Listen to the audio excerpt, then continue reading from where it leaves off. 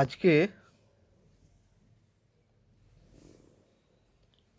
উপবৃত্ত এই অধ্যায়ের সংক্ষিপ্ত এর প্রবলেমগুলোকে নিয়ে আলোচনা করব। দেখো, সংক্ষিপ্ত একেরটা কি বলেছে, নিম্নলিখিত উপবৃত্ত সমূহের অক্ষ দুটির দৈর্ঘ্য, নাভিলম্বের দৈর্ঘ্য, শীর্ষবিন্দুর স্থানাঙ্ক, উৎকেন্দ্রতা, নাভি দুটির স্থানাঙ্ক এবং নিয়ামক দুটির সমীকরণ নির্ণয় করো। ঠিক আছে, একেরটা কি বলেছে দেখো, 16x² একের এক বা একের এ 16x² plus 25y² equal to 400।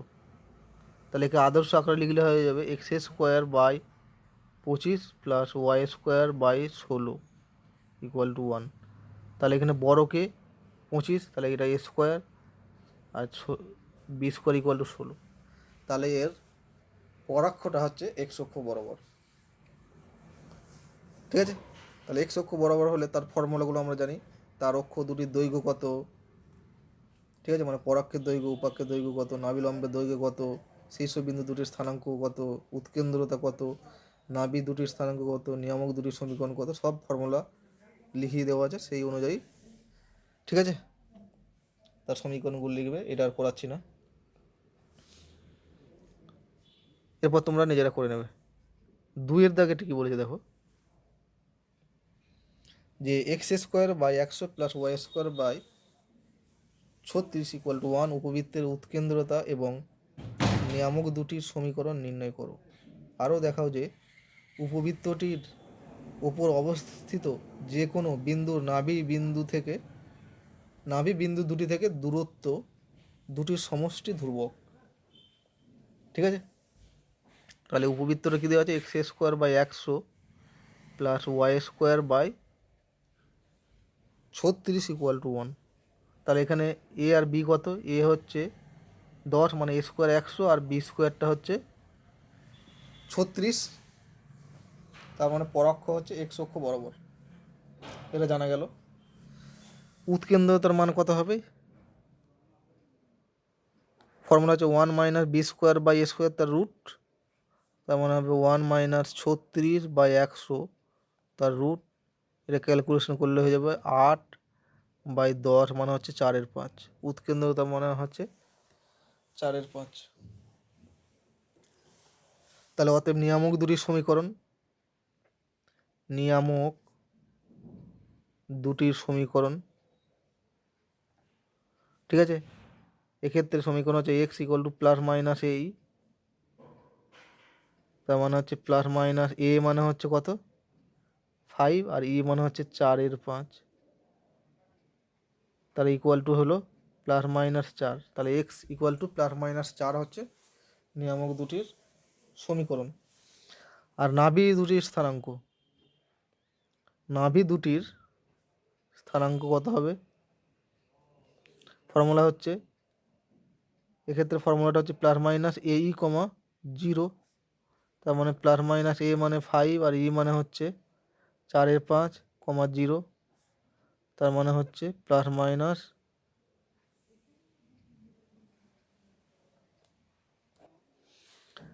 Minus 4,0 হচ্ছে, এটা হচ্ছে নাভি দুটির স্থানাঙ্ক। এটার সঙ্গে এটা কেটে গেল। এখানে দেখো একটা জিনিস, এই সূত্রটা একটু ভুল লিখেছি, প্লাস মাইনাস এ বাই ই হয়। ঠিক আছে, নিয়ামক হলে এ বাই ই হয় আর নাভি হলে এ ই হয়, এটা মনে রাখবে, ফর্মুলাটা ভুল লিখেছি।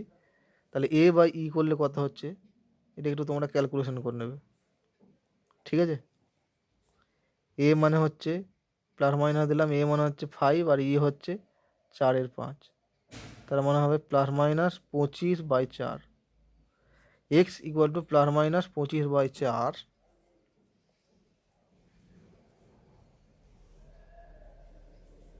এটা হচ্ছে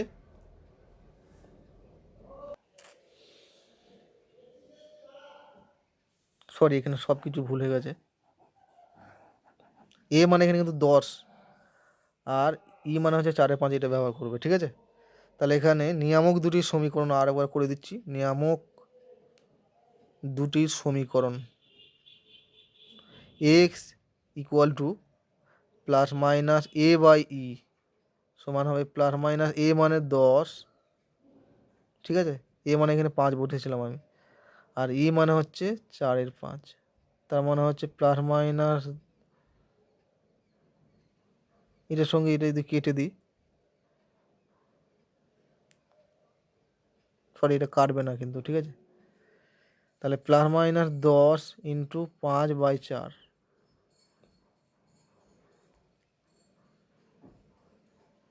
এটার সঙ্গে এটা কাটি, সমান হবে প্লাস মাইনাস 25/2। এটা হচ্ছে নিয়ামক দুটির সমীকরণ। আর নাভি দুটির স্থানাঙ্ক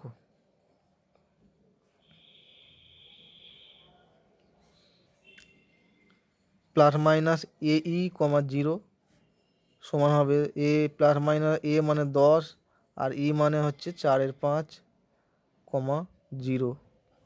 তাহলে দিস ইকুয়াল টু এটা হয়ে যাবে 4 প্লাস মাইনাস 8,0 নাভি দুটির স্থানাঙ্ক। ঠিক আছে, ক্যালকুলেশন একটু ভুল হয়েছিল।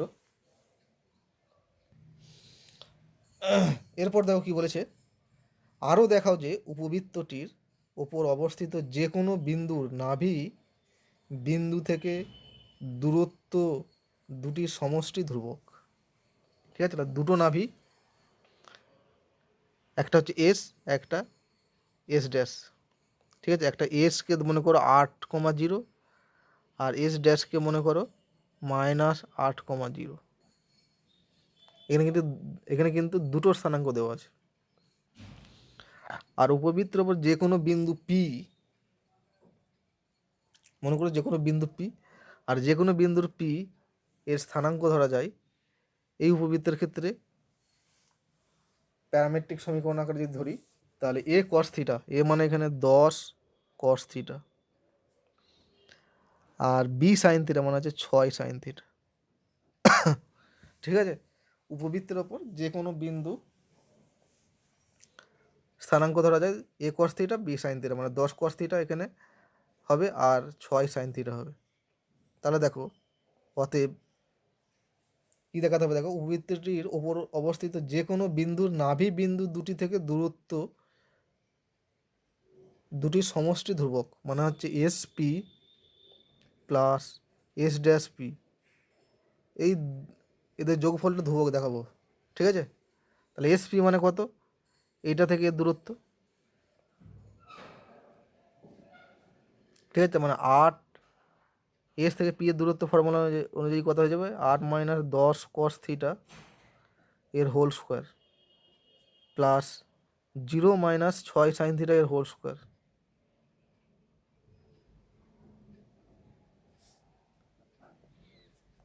প্লাস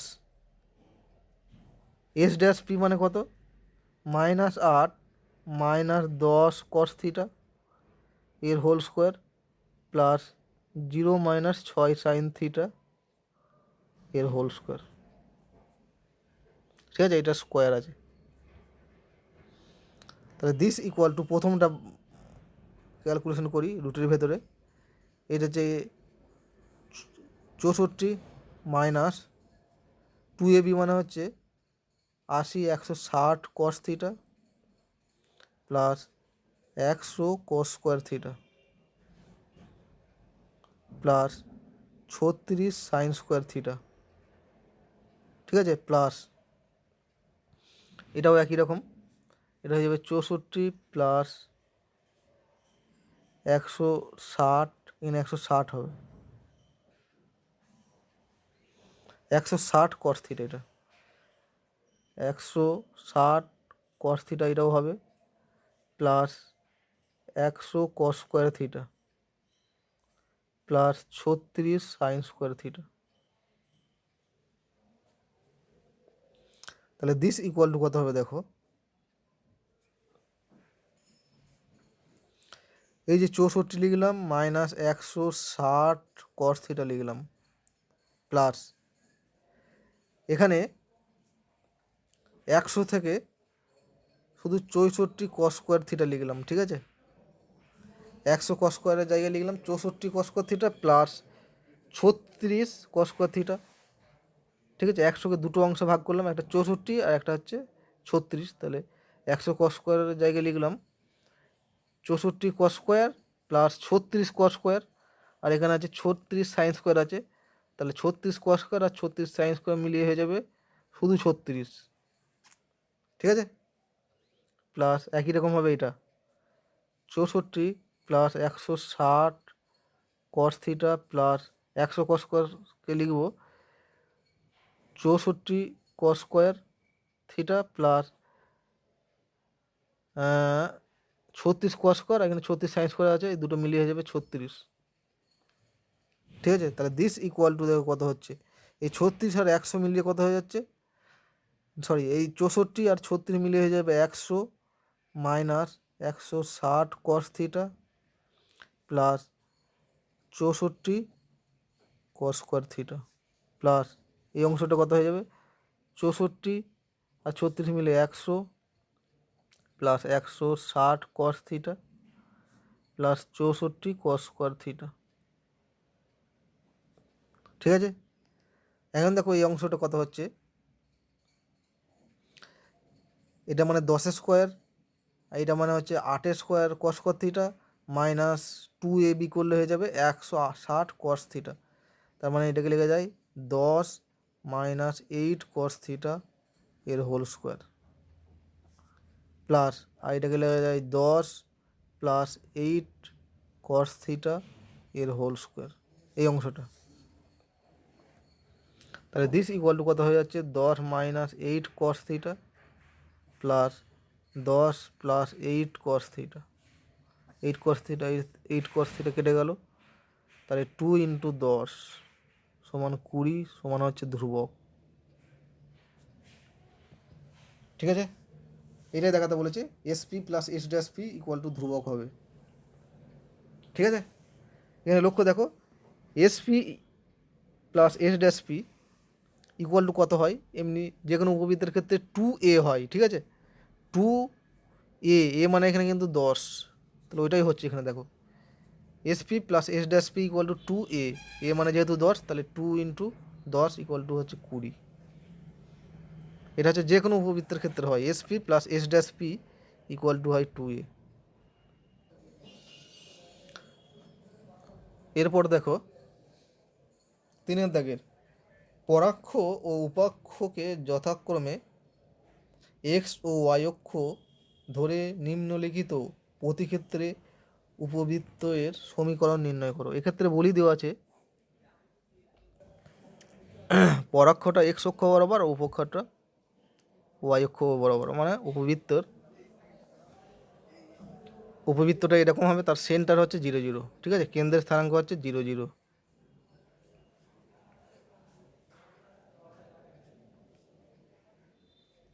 এরপর দেখো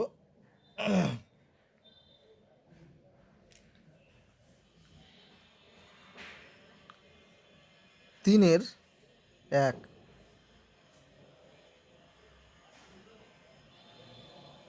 1 নয় 1 2 3 করে দিই। প্রতি ক্ষেত্রে কিন্তু সেন্টারটা হচ্ছে 0 0-তে আর পরাক্ষটা এক্স অক্ষ বরাবর। 3 কি বলেছে, যখন উপবৃত্তের উৎকেন্দ্রতা ই এর মান দেওয়া আছে 3/5 এবং নাভি দুটির স্থানাঙ্ক, ঠিক আছে, নাভি দুটির স্থানাঙ্ক হচ্ছে প্লাস মাইনাস 3,0, তাহলে এই একটা বিন্দু হচ্ছে 30, একটা হচ্ছে -30, সরি এটার নাভি, একটা হচ্ছে -30, এটা হচ্ছে এস ড্যাশ, আর এটা হচ্ছে এর স্থানাঙ্ক হচ্ছে 3,0, শীর্ষ নয়। ঠিক আছে,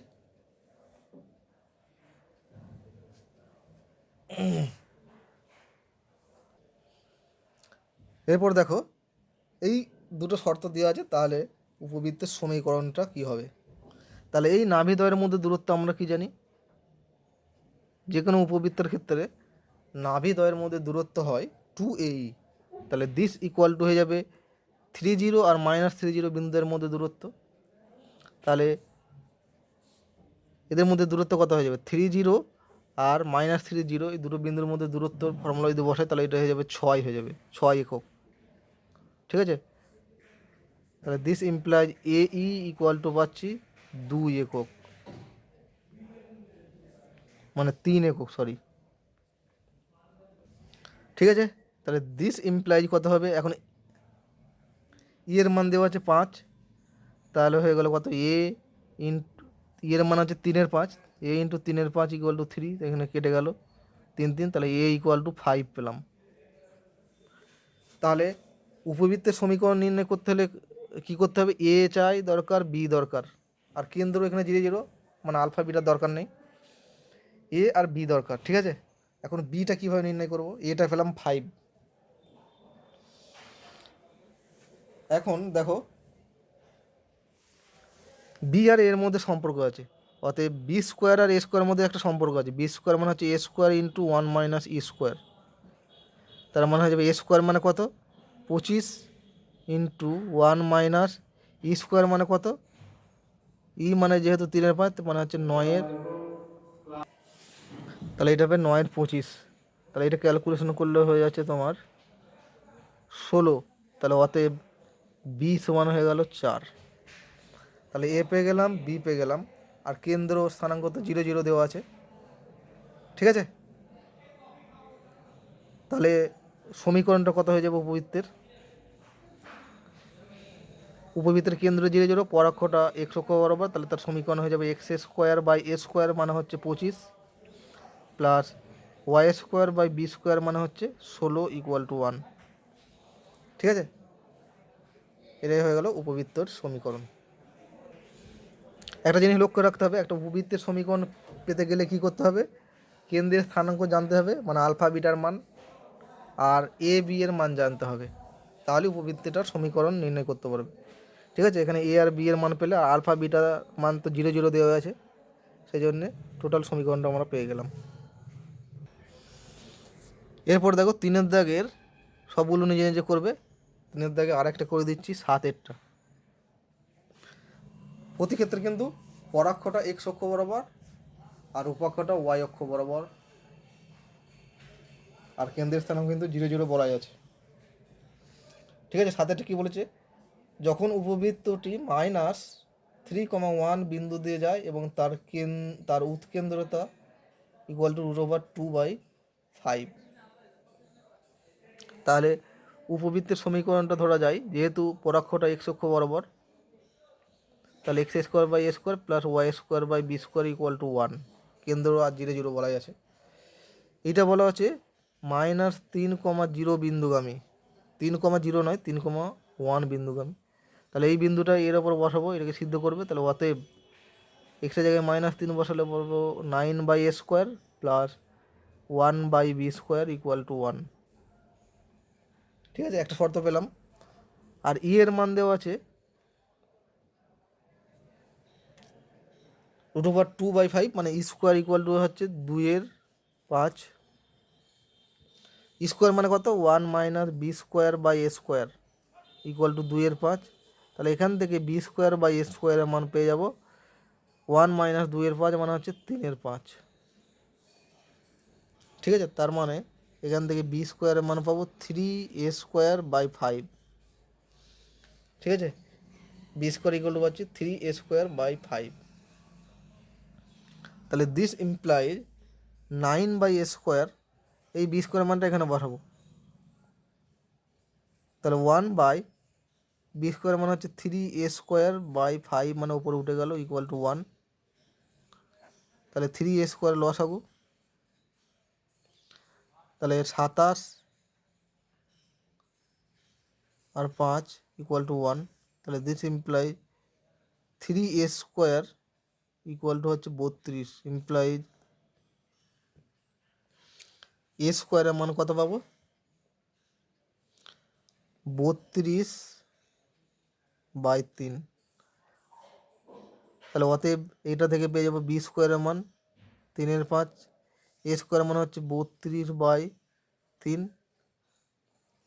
তার মানে হচ্ছে 32/5। তাহলে এ স্কোয়ার ইকুয়াল টু 32/3 আর বি স্কোয়ার ইকুয়াল টু 32/5। তাহলে অতএব সমীকরণটা আমরা পেয়ে গেলাম x square by A square মানে হচ্ছে 32/3টা উপরে তুলে দিলাম, plus Y square by B square মানে হচ্ছে 32/5 ইকুয়াল টু 1। এবার এটা তোমরা ক্যালকুলেশন করে নেবে, তাহলেই হয়ে যাবে। ঠিক আছে, এরপর দেখো বাদ বাকিগুলো সব করে নেবে, চারেরগুলো নিজে করবে। 5এরটা কি বলেছে দেখো, যে উপবৃত্তের নাভি দুটির স্থানাঙ্ক 0 ± 1 এবং উপাক্ষের দৈর্ঘ্য 2 একক, তার সমীকরণ নির্ণয় করো। ঠিক আছে, 5এরটা তোমরা নিজেরাই করতে পারবে। নাভি দুটো স্থানাঙ্ক দেওয়া আছে, মানে নাভি দুটো স্থানাঙ্ক যদি দেওয়া থাকে তাহলে তোমরা কেন্দ্রের স্থানাঙ্ক পেয়ে যাবে। ঠিক আছে, কারণ কি, কারণ নাভি দুটোর মধ্যবিন্দুই হয় কেন্দ্র, শীর্ষবিন্দু দুটির মধ্যবিন্দু হয় কেন্দ্র, আবার নাভি দুটোর মধ্যবিন্দু হয় কেন্দ্র। তাহলে যেহেতু নাভি দুটির স্থানাঙ্ক দেওয়া আছে, তাহলে কেন্দ্রের স্থানাঙ্ক তোমরা পেয়ে যাবে। ঠিক আছে, আর নাভি দুটোর মধ্যে দূরত্ব হয় 2AE, 2AE ইকুয়াল টু হয়ে যাবে, এখানে নাভি দুটোর মধ্যে দূরত্ব কত হচ্ছে 2 একক। শুধু আমি হিন্টসে দিয়ে দিচ্ছি। ঠিক আছে, এখানে তোমরা কেন্দ্র পেয়ে গেলে, কেন্দ্র মানে এই এই নাভি দুটির মধ্যবিন্দু, নাভি দুটোর মধ্যবিন্দু কত হয়ে যাবে, এখানে 0 0 হবে, তাহলে কেন্দ্র 0 0 পেয়ে গেলে। আর নাভি দুটোর মধ্যে দূরত্ব 2AE ইকুয়াল টু, এক্ষেত্রে নাভি দুটির মধ্যে দূরত্ব কত হয়ে যাবে, 0 1 আর 0 - 1, এই দুটো বিন্দুর মধ্যে দূরত্ব হচ্ছে 2 একক। তার মানে এখান থেকে পেলাম AE ইকুয়াল টু 1, এই একটা শর্ত পেলাম। আর উপাক্ষের দৈর্ঘ্য হচ্ছে 2 একক, উপাক্ষ মানে হচ্ছে 2B, উপাক্ষের দৈর্ঘ্য কত হয় 2B মানে হচ্ছে 2 একক। তাহলে এখান থেকে পেলাম B এর মান হচ্ছে 1। ঠিক আছে, তাহলে B এর মান 1 পেয়ে গেলে এর মান কী করে পাবে, এটাকে কাজে লাগিয়ে A square into E square equal to 1। ঠিক আছে, A স্কোয়ার ই স্কোয়ার মানে কত আবার, দেখো ই স্কোয়ার মানে হচ্ছে 1 - B square by A square, একটা ফর্মুলা আছে। ই মানে হচ্ছে √1 - B square by A square, মানে ই স্কোয়ার ইকুয়াল টু হয়ে যাবে 1 - B square by A square. তাহলে 1 - B square by A square equal to 1। ঠিক আছে, এখন বি এর মান 1 বসালে হয়ে যাবে A square into 1 - B square মানে 1, মানে 1 by A square equal to 1। তাহলে এখান থেকে পেয়ে যাবে A square minus 1 equal to 1। তাহলে এখানে এ স্কোয়ার ইকুয়াল টু পাবে 2, তার মানে এ ইকুয়াল টু √2। ঠিক আছে,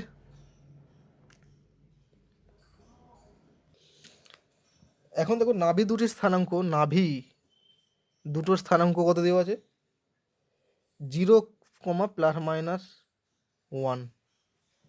ঠিক আছে, এখন দেখো কেন্দ্র স্থানাঙ্ক পেয়ে গেছি আর এ আর বি এর মান পেয়ে গেছি, তাহলে সমীকরণটা আমরা বের করা যাবে।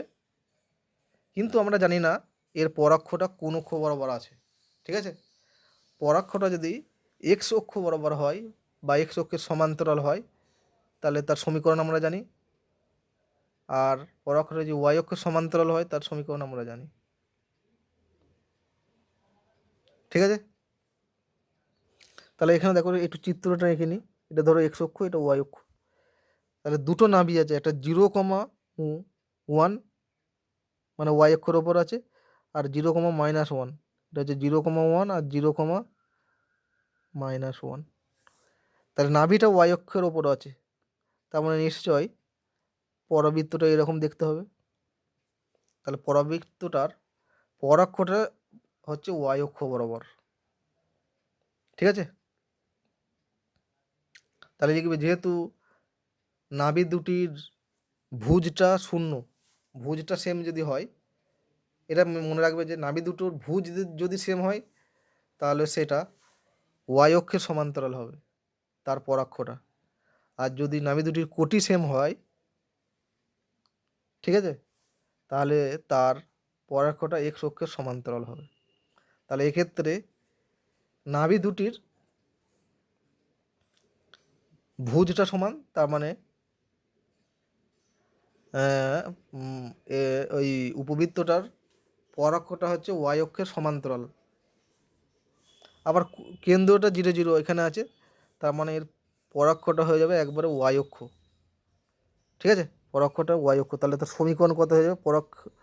ওয়াই অক্ষটা যদি পরাক্ষ হয় তাহলে তার সমীকরণ হয় এরকম, দেখো, Y square by A square হবে। ঠিক আছে, Y square by A square, A square মানে হচ্ছে 2 plus X square by B square, B square মানে হচ্ছে 1 ইকুয়াল টু 1। এটা হচ্ছে উপবৃত্তটার সমীকরণ। কিন্তু এক্ষেত্রে যদি পরাক্ষটা এক্স অক্ষ বরাবর হতো তাহলে তার সমীকরণটা কিন্তু চেঞ্জ হয়ে যেত, তাহলে এক্স স্কোয়ার বাই 2 হতো প্লাস ওয়াই স্কোয়ার বাই 1 হতো। ঠিক আছে, এটা কিন্তু মাথায় রাখতে হবে যে আমাকে A B R alpha beta কেন্দ্রের মান পেয়ে গেলে কিন্তু উপবৃত্তটার সমীকরণ আমরা পাবো না। এখন জানতে হবে যে এর পরাক্ষটা কোন অক্ষ বরাবর আছে, উপাক্ষটা কোন অক্ষ বরাবর আছে, তবেই আমরা কিন্তু তার কমপ্লিট সমীকরণটা লিখতে পারবো।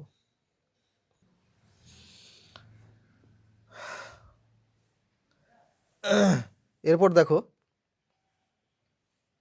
5-এরটা হলো, 6-এরটা এটাই করবে।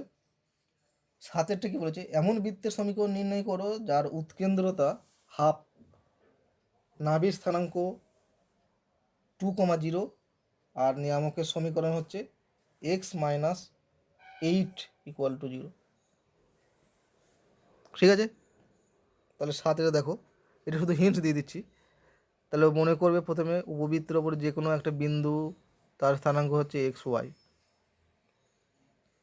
ঠিক আছে, এই পি বিন্দু থেকে নিয়ামকের ওপর যে লম্ব টানা হলে সেই লম্বের পাদবিন্দু মনে করবে এম। তাহলে উপবৃত্তের ক্ষেত্রে কী হবে? S P by P M equal to E হবে। ঠিক আছে, this implies S P equal to E, মানে এখানে দেওয়া আছে উৎকেন্দ্রতার মান হচ্ছে হাফ ইন্টু পি এম। তাহলে এস পি মানে এস আর পি বিন্দুর মধ্যে দূরত্ব। ঠিক আছে, তাহলে এস আর পি বিন্দুর মধ্যে দূরত্ব হচ্ছে এক্স মাইনাস নাভির স্থানাঙ্ক যেহেতু 2 0 আছে, তাহলে এক্স মাইনাস 2 এর whole square plus Y minus 0 এর হোল স্কোয়ার, তার root equal to half P M. ঠিক আছে, মানে পি বিন্দু থেকে নিয়ামকের ওপর দূরত্ব। তো নিয়ামকের সমীকরণ হচ্ছে এক্স মাইনাস 8 যেহেতু, তাহলে এক্স মাইনাস 8 তার mod by root over 1 square plus 0 square, এটা হচ্ছে পি এম এর মান।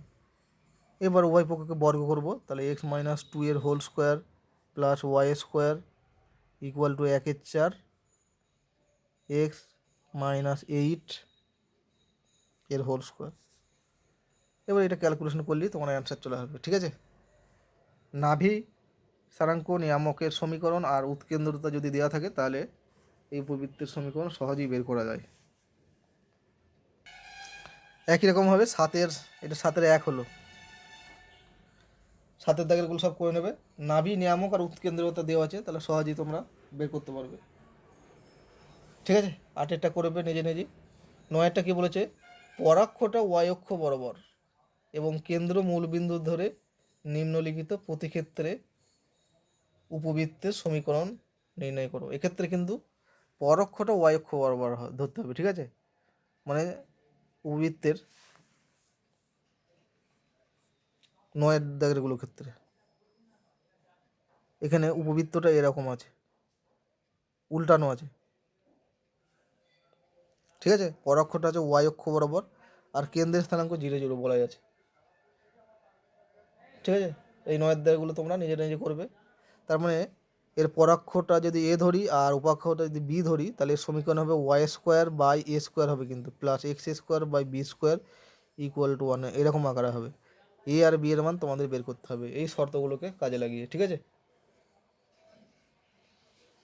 10-এরটাকে কী বলেছে দেখো? পরাক্ষকে এক্স অক্ষের সমান্তরাল ধরে নিম্নলিখিত প্রতিক্ষেত্রে উপবৃত্তের সমীকরণ নির্ণয় করো। 10-এরটা নিজে করবে। ঠিক আছে, 10-এর দাগগুলো।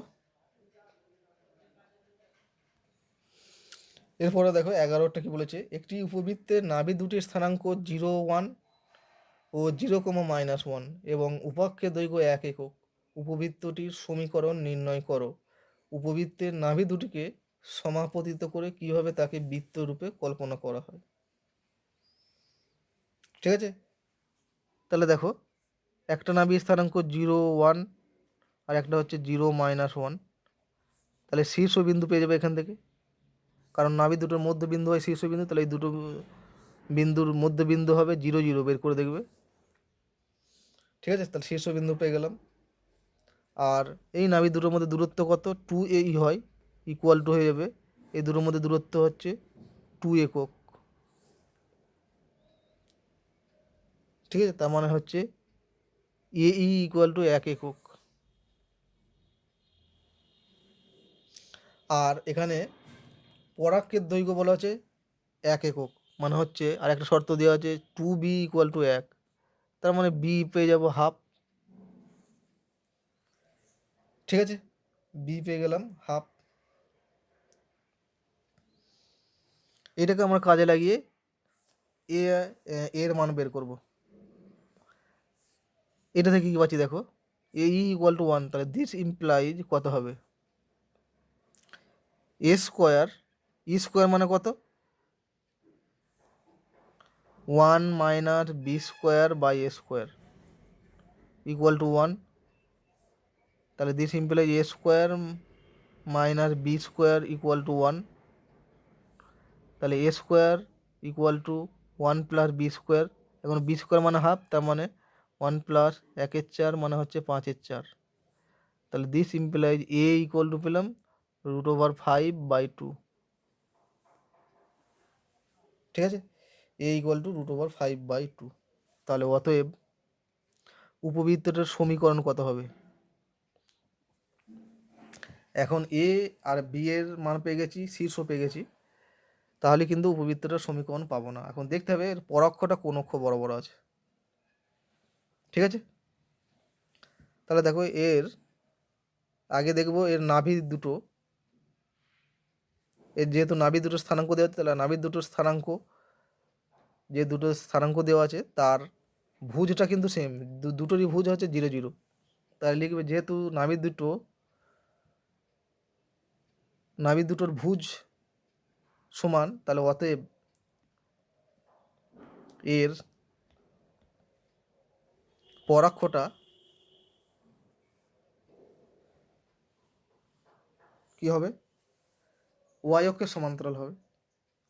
ঠিক আছে, আবার কেন্দ্র যেহেতু 0,0, তাহলে পরাক্ষটা ওয়াই অক্ষ বরাবরই হবে। তাহলে উপবৃত্তটার পরাক্ষটা যদি ওয়াই অক্ষ বরাবর হয়, তাহলে তার সমীকরণটা কত হয়ে গেল? Y square by A square হয়, কিন্তু ওয়াই অক্ষ বরাবর যদি পরাক্ষ হয়, তাহলে তার সমীকরণ হবে Y square by A square মানে 5/4 plus X square by B square মানে হচ্ছে 1/4 ইকুয়াল টু 1। এটা হচ্ছে উপবৃত্তটার সমীকরণ। এবার এটা ক্যালকুলেশন করে নেবে তোমরা। ঠিক আছে, এরপর দ্বিতীয় পার্টে কি বলেছে দেখো, এখন উপবৃত্তের নাভি দুটিকে সমাপতিত করলে নাভি, দ্বিতীয় অংশ কি বলেছে দেখো 11 বলছে উপবৃত্তের নাভি দুটিকে সমাপতিত করে কিভাবে তাকে বৃত্ত হিসেবে কল্পনা করা যায়।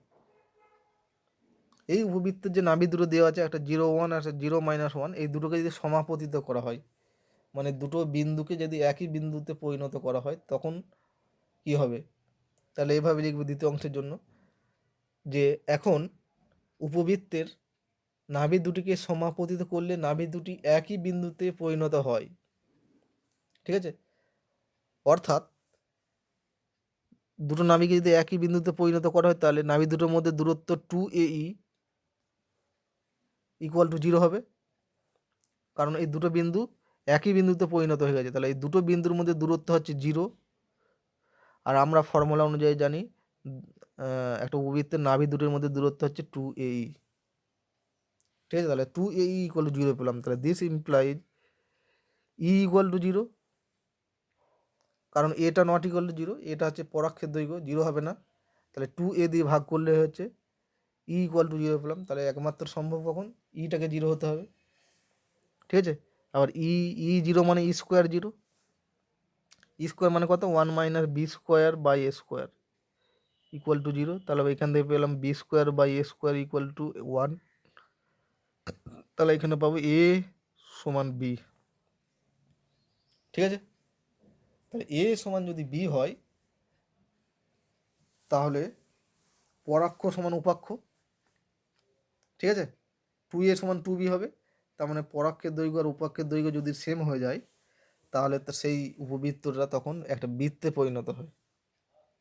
ঠিক আছে, তাহলে একটা পরাবৃত্ত একটা উপবৃত্ত X A square by A square, এটা মনে রাখবে, plus Y square by B square equal to 1, এটাকে একটা বৃত্তে পরিণত হবে তখনই যদি এ সমান বি হয়ে যায়। তাহলে এক্ষেত্রে এ সমান বি হয়ে গেল, তার মানে উপবৃত্তটি বৃত্তে পরিণত হয়ে গেল। ঠিক আছে, কখন বৃত্তে পরিণত হলো, যখন নাভি দুটিকে সমাপতিত করা হলো, মানে একই বিন্দুতে পরিণত করা হলো।